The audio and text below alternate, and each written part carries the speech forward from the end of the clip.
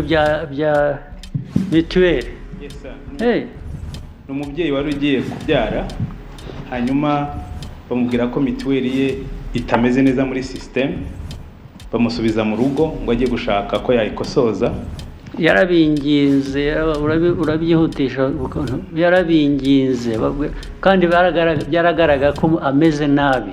Yego. Yes. Hanyuma hari ku kigo nderabuzima, ajya mu rugo, hanyuma aza kuzapfira mu rugo kubera ko mituweli ye batayivalidatinze ngo asubire kwivuza ku kigo nderabuzima. Ni ikibazo cyo guhabwa serivisi mbi kwa muganga. Ntabwo ari serivisi mbi, that is criminal. Absolutely criminal. Perezida w'u Rwanda yarakaye, afite umujinya bitewe n'abayobozi badakora inshingano zabo nk'uko bazitorewe. Perezida rero ari mu burakare ndetse ari mu gahinda bitewe nanone n'urupfu rw'umugore wo mu karere ka Karongi wapfuye, ndetse yaraje kwa muganga bamusubiza mu rugo ngo mituweli ye ngo nago ikosoye. Uyu mugore yendaga kubyara, ni mu gihe rero yaje gupfa yishwe n'inda n'umwana yari atwite agapfa. Ibi ngibi perezida byaramubabaje cyane. Yabajije meya w'akarere ka Karongi, meya w'akarere ka Karongi avuga yuko atabizi. Perezida w'u Rwanda amubaza impamvu ibintu bibera mu karere kiwe akaba atabizi, ndetse iwe akaba abizi atari mwa kano karere, ariko we uyobora kano karere umunsi ku munsi akaba atabizi. Perezida w'u Rwanda yamuhase ibibazo, ndetse meya w'aka karere avuga yuko rwose amubabarire, yagize uburangare bwinshi cyane. Perezida w'u Rwanda rero ashinza uburangare bano bayobozi kuba badakora inshingano zabo neza. Buriya nta kurangara mu kazi ushinzwe, nta kuntu ushobora cyangwa nta kuntu umuntu ashobora kuza kwa muganga ngo asubizwe inyuma kandi mubona yuko yenda gupfa akeneye ubufasha. Uyu muntu mwagakwiye kumuvura hakiri kare cyangwa kumuvuza, nk'abari n'ibyo mumwishyuza mukabimwishyuza nyuma, ariko umuntu ari muzima, kuko umuntu yapfuye buriya igihugu kiba gihombye ibintu byinshi cyane. Perezida Paul Kagame yabigarutseho kuri uno munsi ku itariki 23 z'ukwezi kwa gatatu umwaka wa 2025, ubwo yaje mu nama afite uburakare n'umujinya bitewe n'urupfu uno mugore yapfuye, agapfa nabi, agapfa twite n'umwana we akahita haburira ubuzima. Rero yasabye abayobozi gukora inshingano zabo neza, bitabaye ibyo ngibyo bagakurwa ku buyobozi bakagenda bakajya mu yindi mirimo itandukanye, nakuza kwicara mu myanya ikomeye ngo bagende bayidamariremo, aho kugira ngo bakore inshingano cyangwa bakore icyabazanye, batangire kwirira amafaranga y'igihugu nta kibazo na kimwe bafite. None wababwira ku kibazo cy'abaturage bakavuga yuko batabizi, bazabikoraho ryari?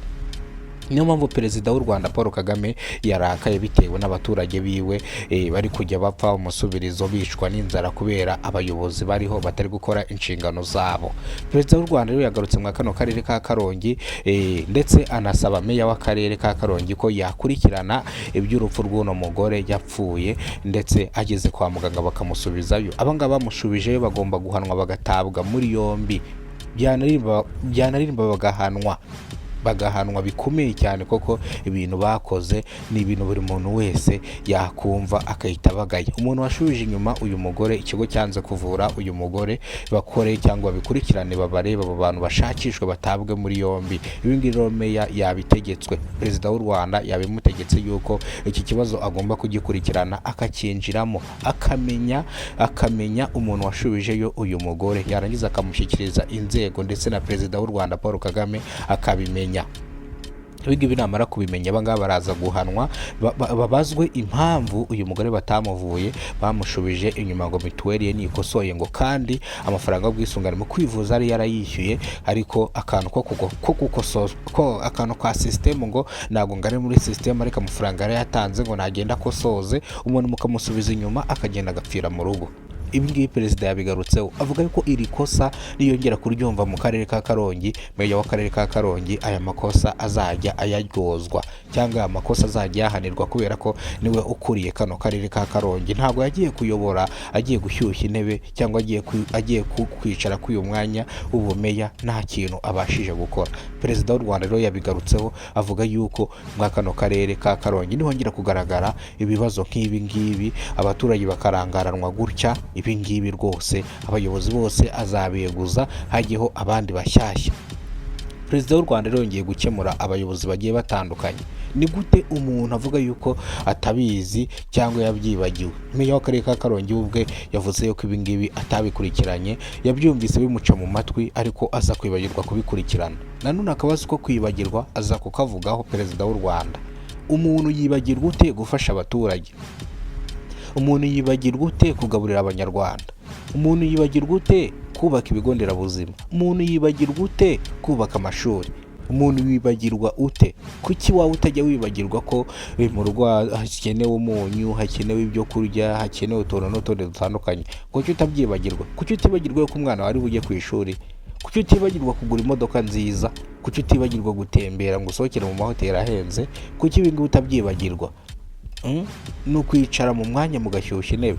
Perezida w'u Rwanda rero ibi ngibi yabigarutseho mu karere ka Karongi, niyongera kumva amahano nk'aya ngo hari umuturage wapfuye yimwe serivisi za leta, bivuze ngo aba bayobozi bose azabiyeguza nk'uko yabivuze.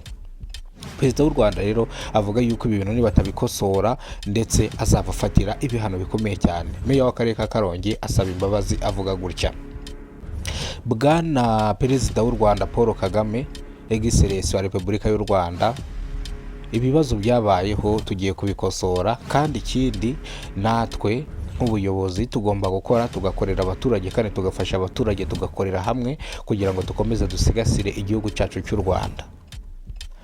Bwana Perezida w'u Rwanda Paul Kagame, ibi ngiye kubikurikirana n'urupfu rw'uno mugore wapfiriye mu rugo yimwe serivisi za leta, byose ndaza kubikurikirana, nzajya nguhera raporo ku murongo. Kandi ikindi, Perezida w'u Rwanda Paul Kagame, nongeye kugusaba imbabazi nivuye inyuma, ibitaragenze neza ngiye kubikosora. Ibi ngibi nibyo Meya yavuze, asaba imbabazi atakamba ngo bamubabarire.